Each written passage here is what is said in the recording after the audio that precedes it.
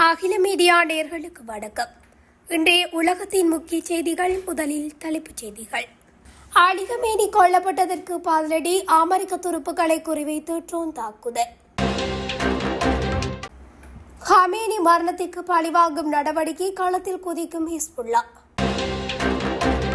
சைப்ரஸில் உள்ள பிரித்தானிய ராணுவ தளத்தை இலக்கு வைத்த ஈரான்.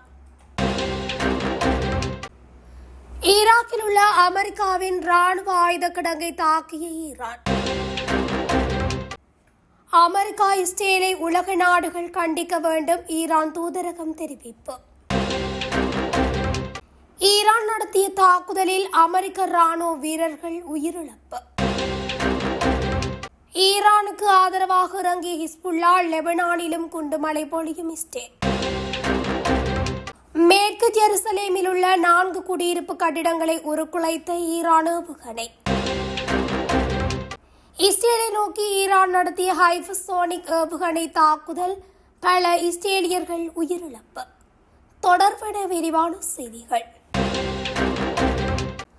ஈராக் தலைநகர் பாக்தாத்தில் உள்ள விமான நிலையத்தில் அமெரிக்க துருப்புக்களை குறிவைத்து ட்ரோன் தாக்குதலை நடத்தியதாக ஈராக்கிய சியாட் போராளிகள் குழு தெரிவித்துள்ளது.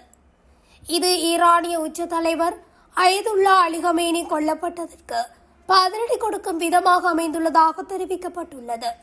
சதாம் ஹுசேனை பதவி கவிழ்த்த 2003ஆம் ஆண்டு அமெரிக்க தலைமையிலான ஈராக்கிய படையெடுப்பை தொடர்ந்து அங்கு செயல்படும் சியா போராளி குழுக்களில் சரையா அல்வியா அல்டாம் என்ற குழுவும் ஒன்றாகும். இந்த கூற்று குறித்து அமெரிக்காவும் ஈராக்குக்கும் உடனடியாக இந்த கருத்தும் தெரிவிக்கவில்லை. அமெரிக்காவும் இஸ்ரேலும் ஈரானை குறிவைத்து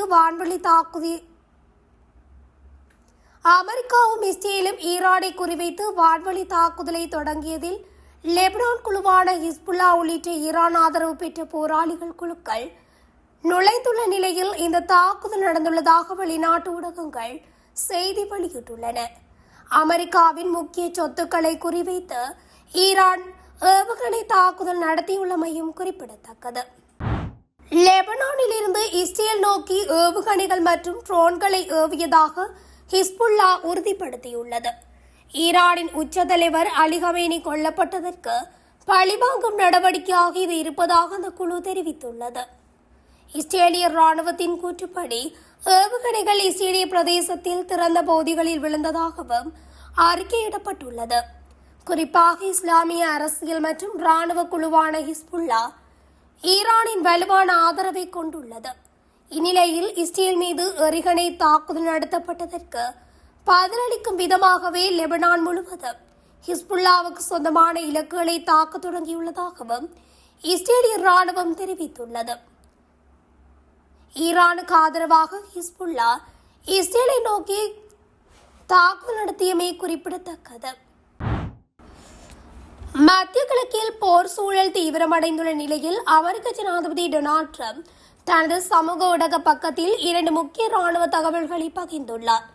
ஈரான் மீதான தாக்குதலுக்கு பிரித்தானியா தனது ராணுவ தளங்களை பயன்படுத்த அமெரிக்காவுக்கு அனுமதி வழங்கியதை தொடர்ந்து சைப்ரஸில் உள்ள பிரித்தானிய ராணுவ தளம் மீது ஈரான் ட்ரோன் தாக்குதல்களை நடத்தியுள்ளதாக அவர் குறிப்பிட்டுள்ளார். தெற்கு லெபனானில் இருந்து இஸ்ரேலின் ஹைஃபா நகரை இலக்கு வைத்து ஹிஸ்புல்லா அமைப்பினர் சரமாரியான ஏவுகணை தாக்குதல்களை முன்னெடுத்து வந்ததும் அவர் அதன்போது தெரிவித்துள்ளார். இதேவேளை மத்திய கிழக்கு நாடுகளில் 2 லட்சம் பிரித்தானிய மக்கள் ஈரானால் குறிவைக்கப்படுகின்றார்கள் என்பதை வெளிப்படுத்திய ஸ்டார்வர், அச்சுறுத்தலை நிறுத்துவதற்கான ஒரே வழி அவற்றின் சேமிப்பு கிடங்களில் உள்ள ஏவுகணைகளை மூலத்திலேயே அழிப்பது அல்லது ஏவுகணைகளை செலுத்த பயன்படுத்தப்படும் ஏவுகணைகளை அழிப்பதுதான். அந்த குறிப்பிட்ட மற்றும் வரையறுக்கப்பட்ட தற்காப்பு நோக்கத்திற்காக பிரித்தானிய தளங்களை பயன்படுத்த அமெரிக்கா அனுமதி கோரியுள்ளது. ஈரான் பிராந்தியம் முழுவதும் ஏவுகணைகளை வீசுவதை தடுக்கவும், பொதுமக்களை தாக்கவும், பிரித்தானிய உயிர்களை ஆபத்தில் ஆழ்த்த ஈடுபடாத நாடுகளை தாக்கவும் இந்த கோரிக்கையை ஏற்க நாங்கள் முடிவு செய்துள்ளோம் என்று ஸ்டார்மர் குறிப்பிட்டுள்ளார். ஈரானின் ஏவுகணைகளை மூலத்திலே அளிக்கும் தற்காப்பு நடவடிக்கையில் ஈடுபட தயார் என பிரித்தானியா ஏற்கனவே அறிவித்திருந்த நிலையில் தற்போது அதன் தளம் மீதே ஈரான் தாக்குதல் நடத்தியுள்ளமை சர்வதேச ரீதியில் பெரும் பரபரப்பை ஏற்படுத்தியுள்ளது. வளைகுடா நாடுகளில் உள்ள அமெரிக்காவின் ராணுவ தளங்களை குறிவைத்து தாக்குதல் நடத்தி வருகின்றது ஈரான்.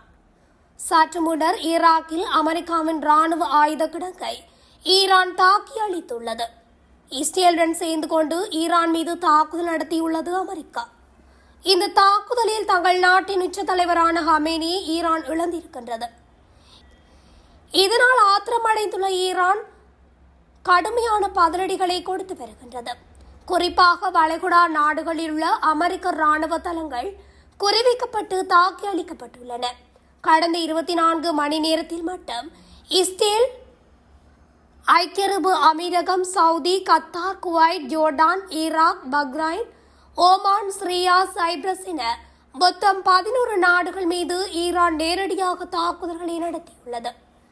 இதில் குறிப்பாக ஈராக்கில் உள்ள அமெரிக்க ராணுவ ஆயுத கிடங்கின் மீதான தாக்குதல், அமெரிக்காவின் பேட்ரியாட், CRAM போன்ற அதிநவீன வான் பாதுகாப்பு அம்சங்களின் செயல்பாடுகளை கேள்விக்குட்படுத்தி இருக்கின்றது. மத்திய கிழக்கில் அமெரிக்க படைகள் தாக்கப்படும் போது அமெரிக்கா கொடுக்கும் பாதுகாப்பு உத்தரவாதம் குறித்து ஈராக் உள்ளிட்ட நாடுகள் கேள்வி எழுப்பலாம்.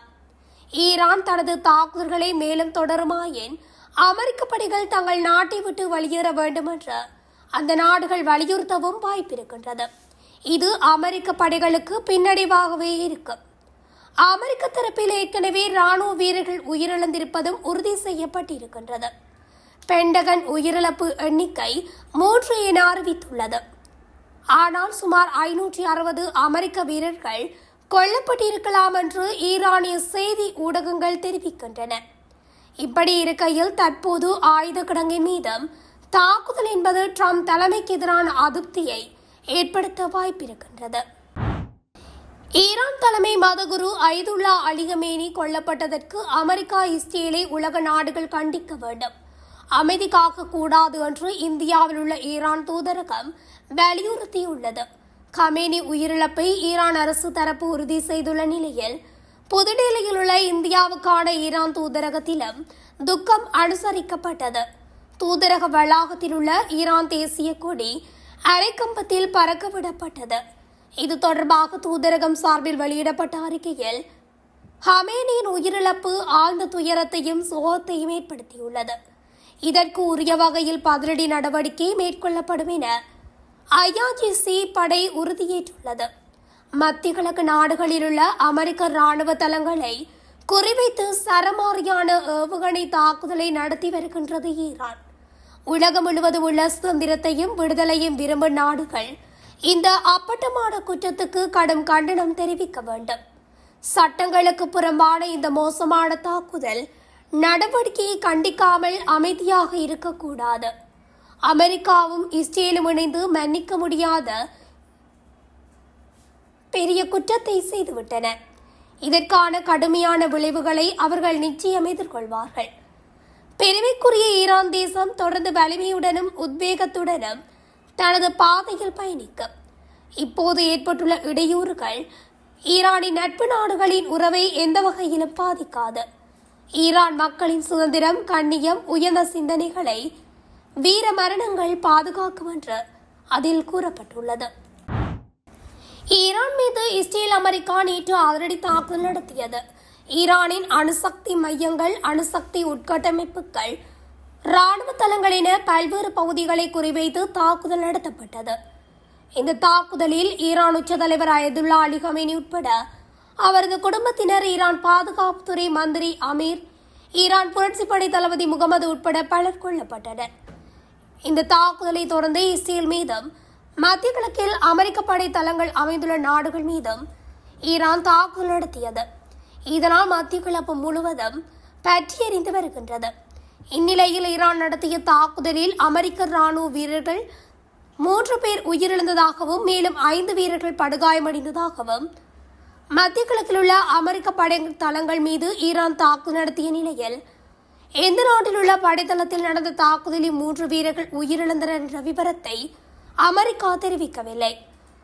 ஆனால் ஈரானின் தாக்குதலில் மேலும் அதிகமான அமெரிக்க வீரர்கள் உயிரிழந்திருக்கலாம் என்று ஈரான் தெரிவித்து வருகின்றது.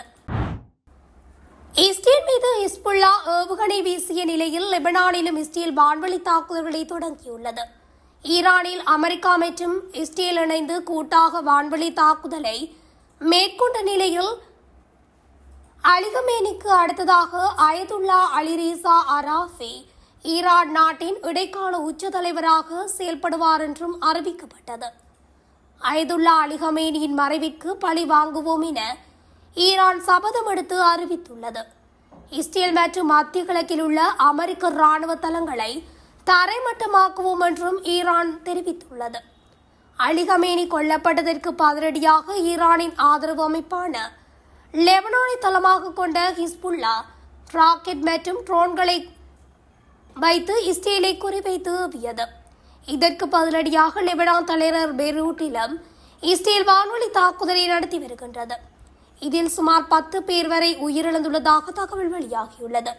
லெபனானின் 50க்கும் மேற்பட்ட பகுதிகளை விட்டு மக்கள் வெளியேறுமாறு இஸ்ரேல் ராணுவம் எச்சரித்துள்ளது. இதனால் அச்சமடைந்த ஏராளமான மக்கள் பாதுகாப்பான இடங்களை நோக்கி இடம்பெயர்ந்து வருகின்றனர். 2024ஆம் ஆண்டு போர் நிறுத்த ஒப்பந்தத்திற்கு பிறகு இஸ்ரேல் மீது ஹிஸ்புல்லா நடத்திய முதல் தாக்குதல் இதுவாகும்.